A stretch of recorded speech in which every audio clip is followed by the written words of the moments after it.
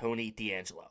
Obviously, Tony D'Angelo, in my opinion, I think is the most likely to be added to this group if they do have another member because of how he went out in NXT. If you don't watch NXT, you're not familiar with NXT, basically what happened is he was involved in this whole storyline called like the family, basically like a mob boss type of thing, right? Where his underboss turned on him and they had a big feud. And then when that was all over, we had this scene of Tony D'Angelo sitting in like a restaurant area or something like that. And then we have a shadowy figure come up to him. And then, basically that's how it ends. So, a lot of people are speculating that it is Paul Heyman that was the one that came up to Tony D'Angelo.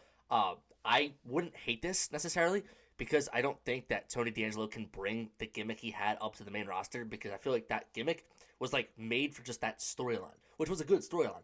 But like I don't see how you can bring that to the main roster. It just wouldn't make any sense unless they just repeat what they did in NXT, which I think would just be stupid, especially for the people that watch both NXT and the main roster. It would just be dumb. I don't want to see that. So I wouldn't mind if he came up with like a personality change, right? Like a gimmick change. I'm not sure what that would be.